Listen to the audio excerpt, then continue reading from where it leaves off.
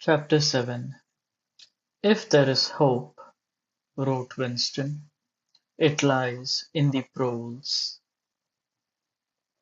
If there was hope, it must lie in the proles, because only there, in those swarming disregarded masses, 85% of the population of Oceania, could the force to destroy the party ever be generated. The party could not be overthrown from within. Its enemies, if it had any enemies, had no way of coming together, or even of identifying one another. Even if the legendary brotherhood existed, as just possibly it might, it was inconceivable that its members could ever assemble in larger numbers than twos and threes. Rebellion meant a look in the eyes, an inflection of the voice, at the most an occasional whispered word. But the proles, if only they could somehow become conscious of their own strength, would have no need to conspire. They needed only to rise up and shake themselves, like a horse shaking off flies.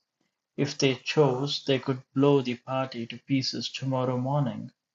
Surely sooner or later it must occur to them to do it. And yet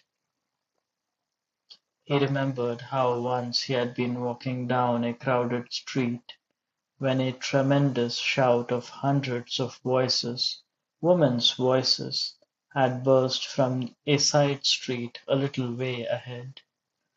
It was a formidable cry of anger and despair, a deep, loud "Oh! Oh!" that went humming on like the reverberation of a bell. His heart had leapt.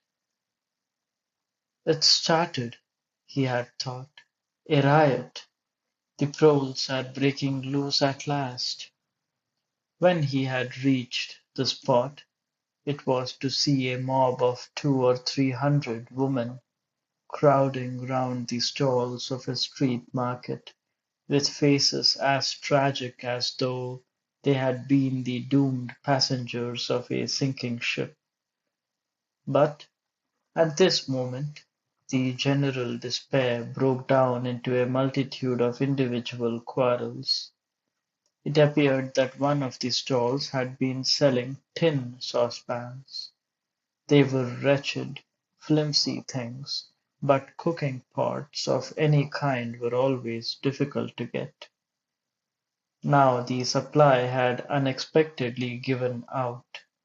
The successful women, bumped and jostled by the rest, were trying to make off with their saucepans, while dozens of others clamoured round the stall, accusing the stall-keeper of favouritism, and of having more saucepans somewhere in reserve. There was a fresh outburst of yells.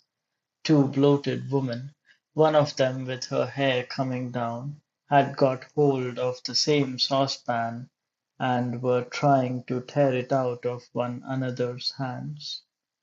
For a moment they were both tugging, and then the handle came off.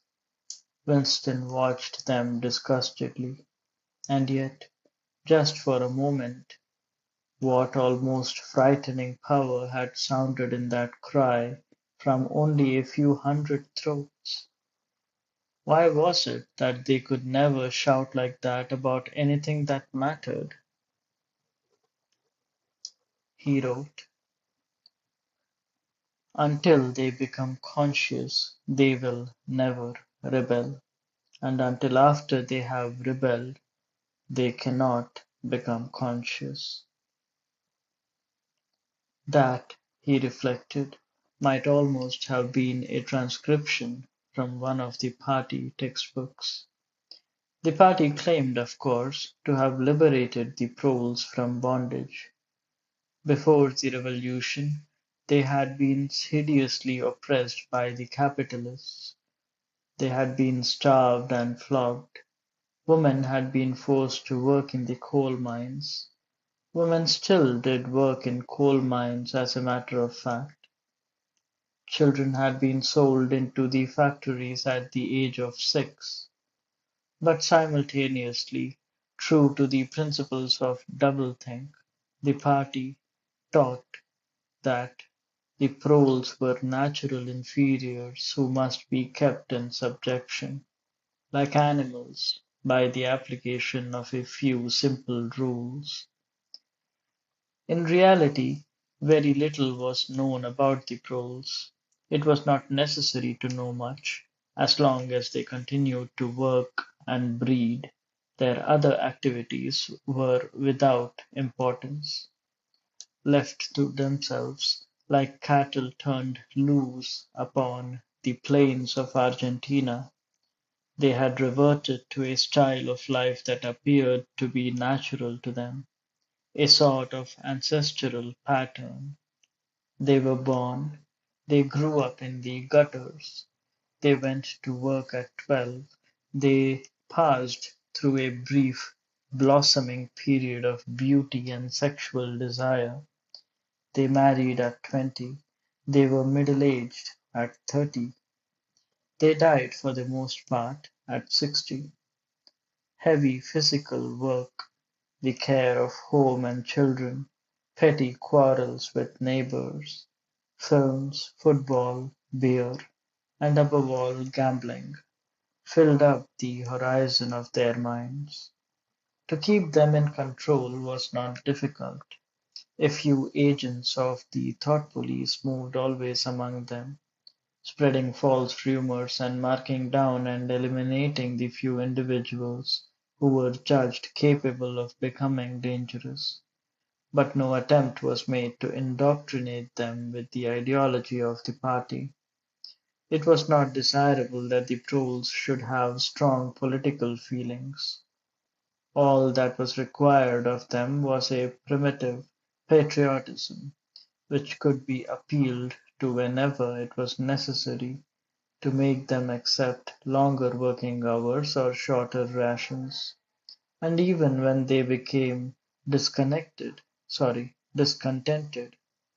as they sometimes did, their discontent led nowhere, because without general ideas, they could only focus it on petty, specific grievances. The larger evils invariably escaped their notice. The great majority of Poles did not even have telescreens in their homes. Even the civil police interfered with them very little. There was a vast amount of criminality in London, a whole world within a world of thieves, bandits, prostitutes, drug dealers, and racketeers of every description. But, since it all happened among the proles themselves, it was of no importance. In all questions of morals they were allowed to follow their ancestral code. The sexual puritanism of the party was not imposed upon them. Promiscuity was unpunished. Divorce was permitted. For that matter, even religious worship would have been permitted if the proles had shown any sign of needing or wanting it. They were beneath suspicion. As the party slogan put it, proles and animals are free. Winston reached down and cautiously scratched his varicose ulcer. It had begun itching again.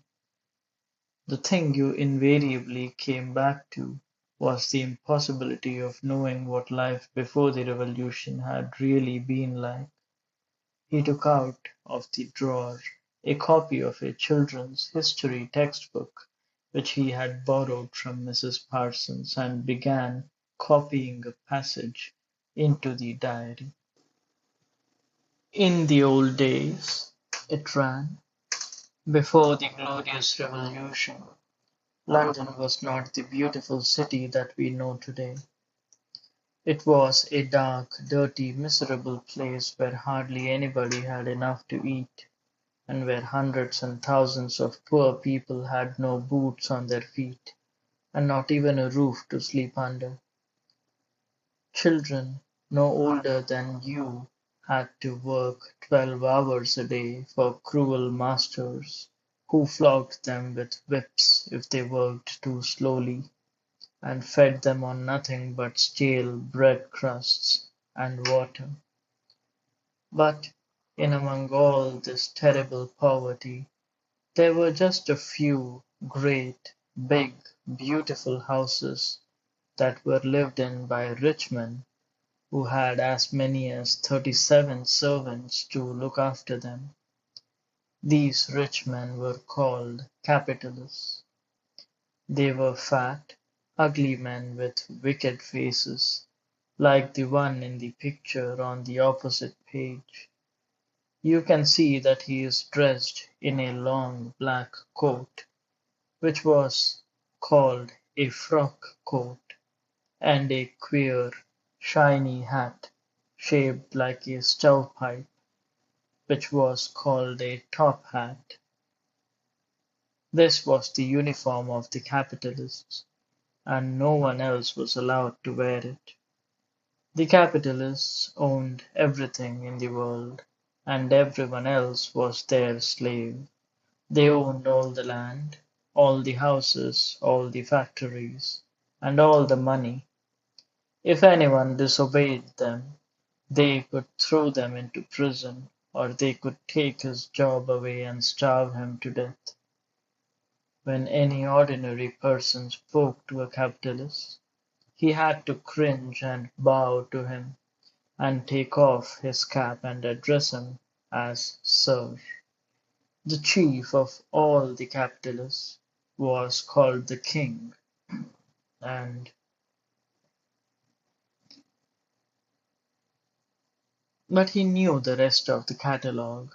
There would be mention of the bishops and their lawn sleeves, the judges in their ermine robes, the pillory, the stocks, the treadmill, the cat o' nine tails, the Lord Mayor's banquet, and the practice of kissing the Pope's toe.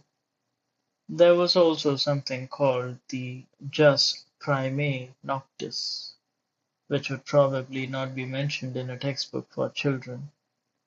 It was the law by which every capitalist had the right to sleep with any woman working in one of his factories.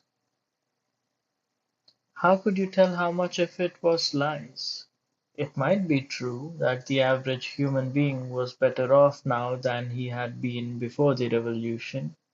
The only evidence to the contrary was the mute protest in your own bones, the instinctive feeling that the conditions you lived in were intolerable and that at some other time they must have been different.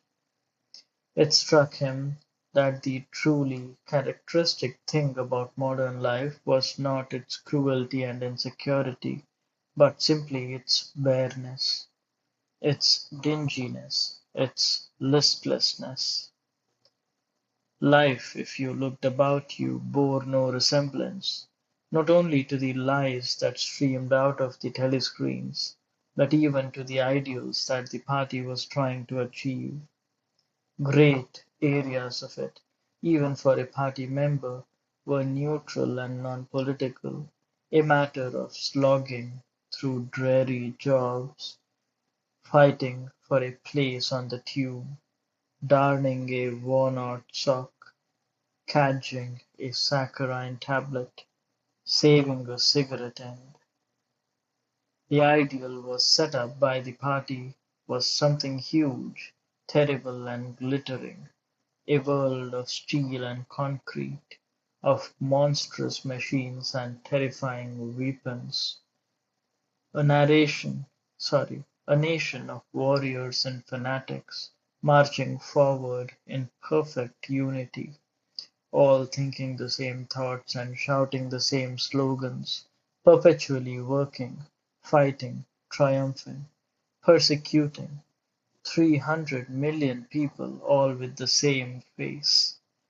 The reality was decaying.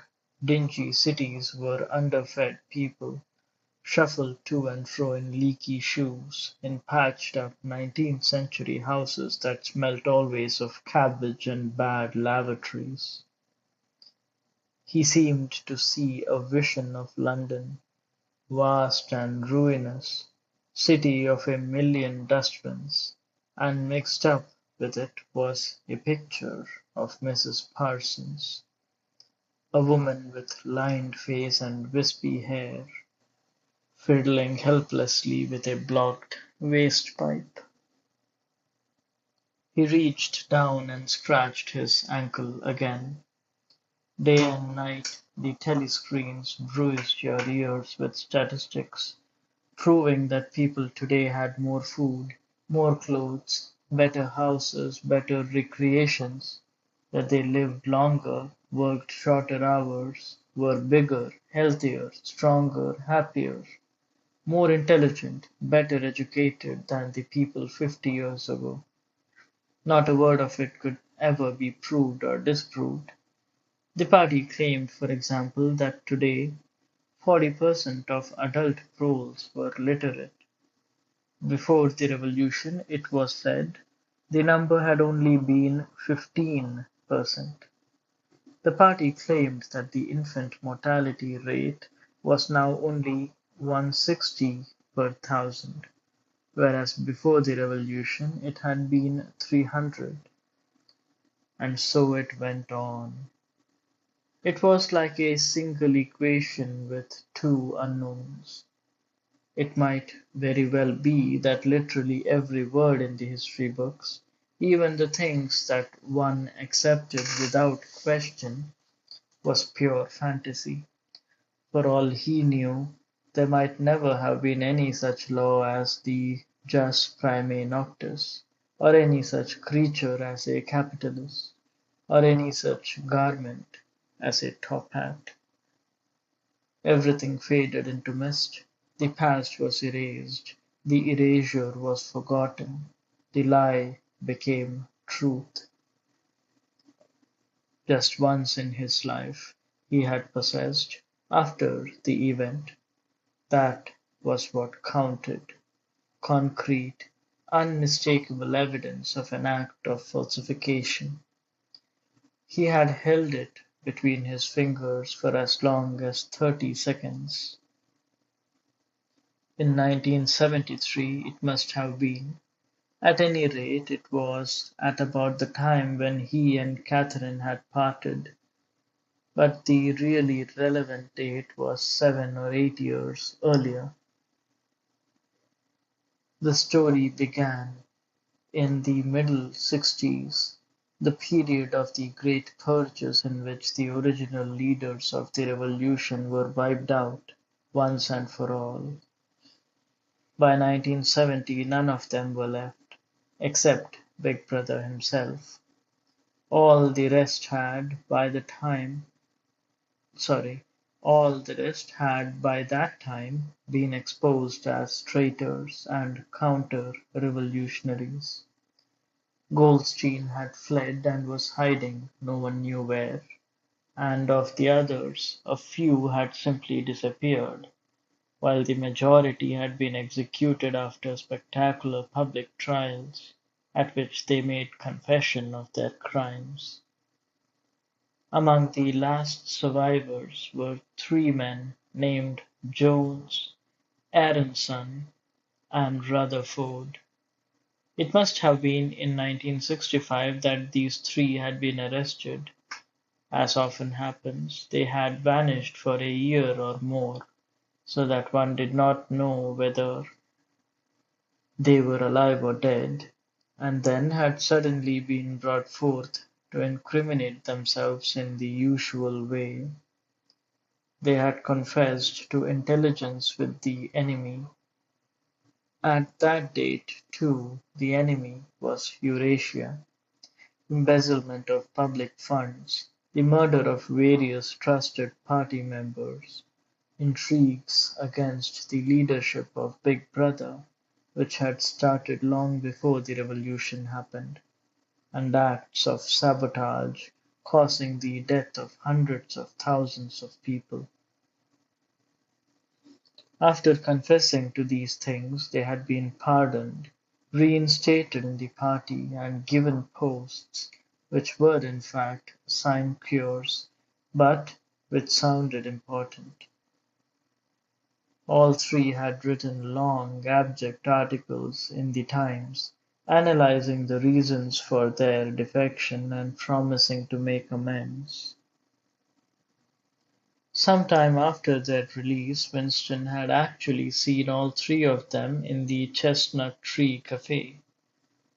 He remembered the sort of terrified fascination with which he had watched them out of the corner of his eye. They were men far older than himself, relics of the ancient world, almost the last great figures left over from the heroic days of the party. The glamour of the underground struggle and the Civil War still faintly clung to them. He had the feeling, though already at that time facts and dates were growing blurry, that he had known their names years earlier than he had known that of Big Brother. But they were outlaws, enemies, untouchables, doomed with absolute certainty to extinction within a year or two. No one who had once fallen into the hands of the thought police ever escaped in the end. They were corpses waiting to be sent back to the grave. There was no one at any of the tables nearest to them. It was not wise even to be seen in the neighborhood of such people. They were sitting in silence before glasses of gin flavored with cloves, which was the specialty of the cafe. Of the three, it was Rutherford whose appearance had most impressed Winston. Rutherford had been a famous caricaturist, whose brutal cartoons had helped to inflame popular opinion before and during the Revolution. Even now, at long intervals, his cartoons were appearing in the Times. They were simply an imitation of his earlier manner, and curiously lifeless and unconvincing. Always they were a rehashing of the ancient themes: slum tenements, starving children, street battles, capitalists in top hats. Even on the barricades, the capitalists still seemed to cling to their top hats, an endless, hopeless effort to get back into the past. He was a monstrous man with a mane of greasy hair, his face pouched and seamed with thick negroid lips. At one time he must have been immensely strong. Now his great body was sagging, sloping, bulging, falling away in every direction. He seemed to be breaking up before one's eyes, like a mountain crumbling. It was the lonely hour of 15. Winston could not now remember how he had come to be in the cafe at such a time. The place was almost empty. A tinny music was trickling from the telescreens. The three men sat in their corner, almost motionless, never speaking. Uncommanded, the waiter brought fresh glasses of gin. There was a chessboard on the table beside them, with the pieces set out, but no game started. And then, for perhaps half a minute in all, something happened to the telescreens. The tune that they were playing changed, and the tone of music changed too. There came into it but it was something hard to describe. It was a peculiar, cracked, braying, jeering noise. In his mind Winston called it a yellow note. And then a voice from the telescreen was singing. Under the spreading chestnut tree I sold you and you sold me. There lie they, and here lie we, under the spreading chestnut tree. The three men never stirred, but when Winston glanced again at Rutherford's ruinous face, he saw that his eyes were full of tears, and for the first time he noticed, with a kind of inward shudder, and yet not knowing at what he shuddered, that both Aronson and Rutherford had broken noses.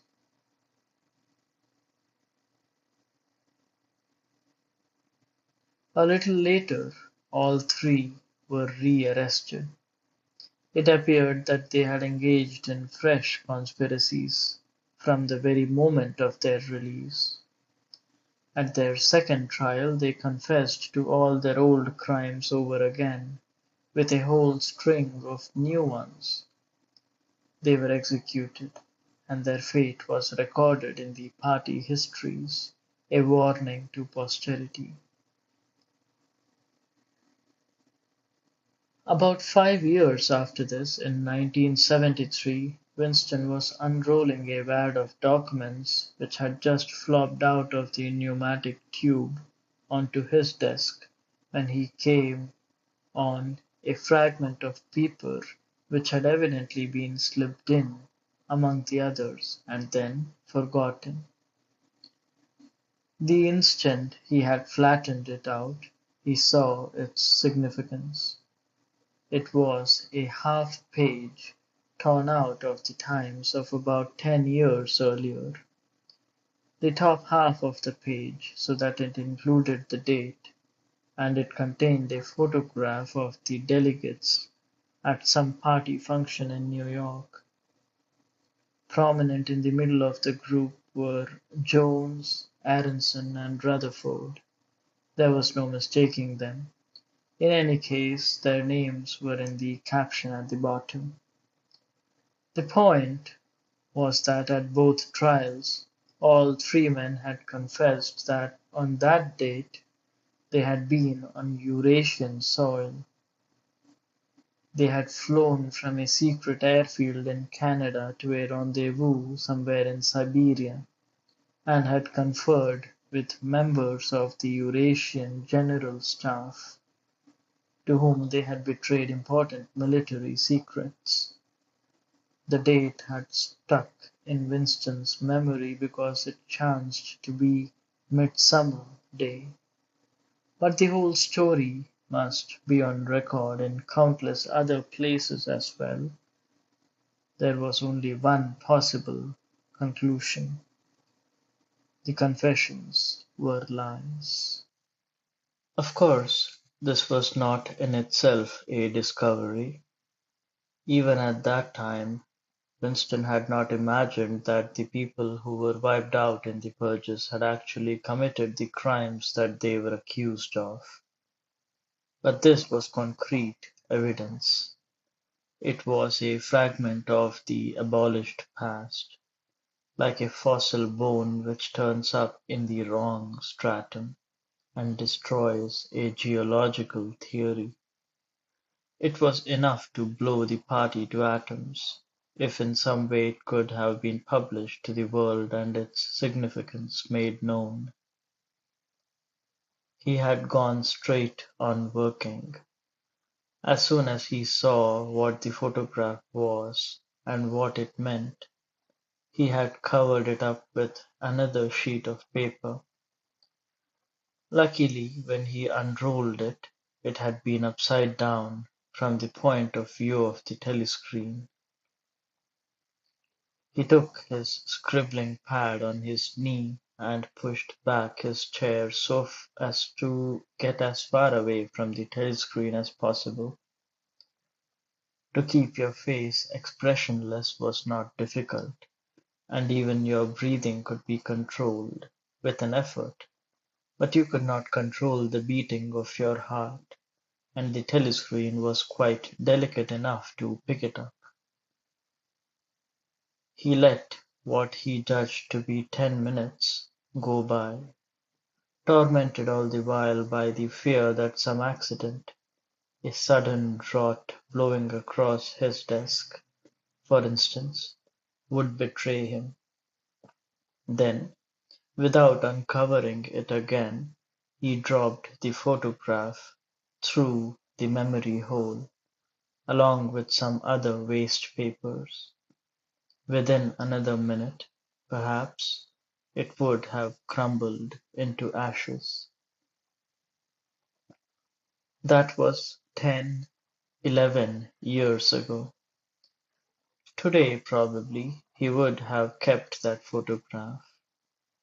It was curious that the fact of having held it in his fingers seemed to him to make a difference even now, when the photograph itself, as well as the event it recorded, was only memory. Was the party's hold upon the past less strong, he wondered, because a piece of evidence which existed no longer had once existed? But today, supposing that it could be somehow resurrected from its ashes, the photograph might not even be evidence. Already, at the time when he made his discovery, Oceania was no longer at war with Eurasia, and it must have been to the agents of East Asia that the three dead men had betrayed their country. Since then, there had been other changes. Two, three, he could not remember how many. Very likely the confessions had been rewritten and rewritten until the original facts and dates no longer had the smallest significance. The past not only changed, but changed continuously. What most afflicted him with the sense of nightmare was that he had never clearly understood why the huge imposture was undertaken. The immediate advantages of falsifying the past were obvious, but the ultimate motive was mysterious. He took up his pen again and wrote, "I understand how. I do not understand why."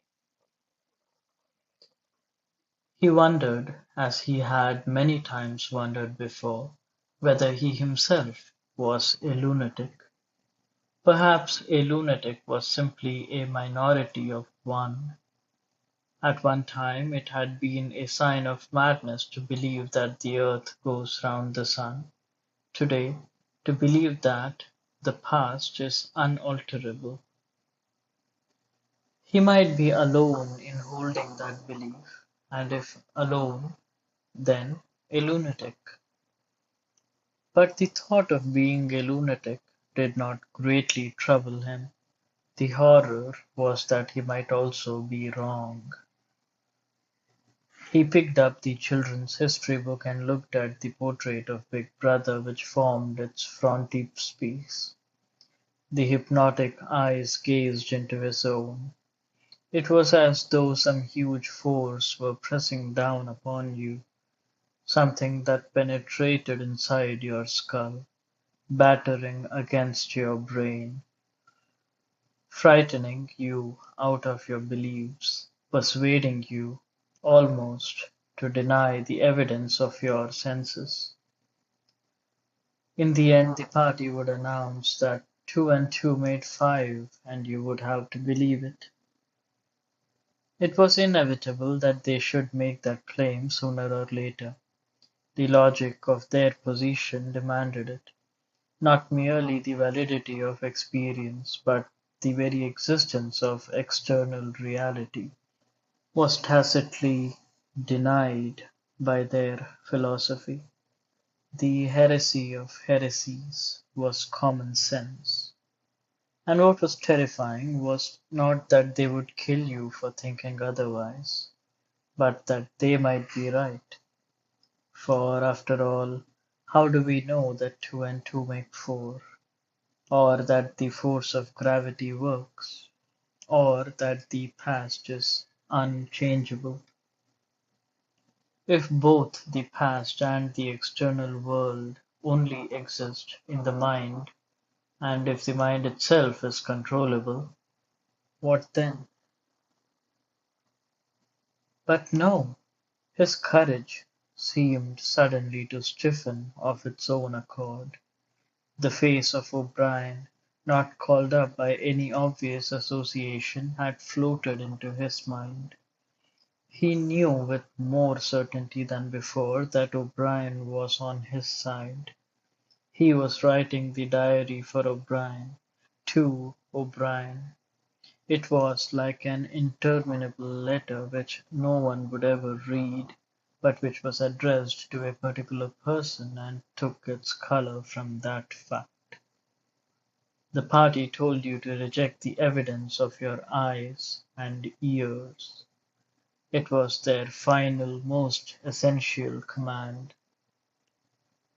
His heart sank as he thought of the enormous power arrayed against him, the ease with which any party intellectual would overthrow him in debate, the subtle arguments which he would not be able to understand, much less answer. And yet he was in the right. They were wrong and he was right. The obvious, the silly, and the true had got to be defended. Truisms are true.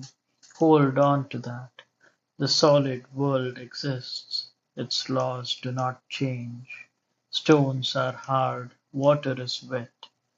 Objects unsupported fall towards the earth's center. With the feeling that he was speaking to O'Brien, and also that he was setting forth an important axiom, he wrote: "Freedom is the freedom to say that 2 plus 2 makes 4. If that is granted, all else follows."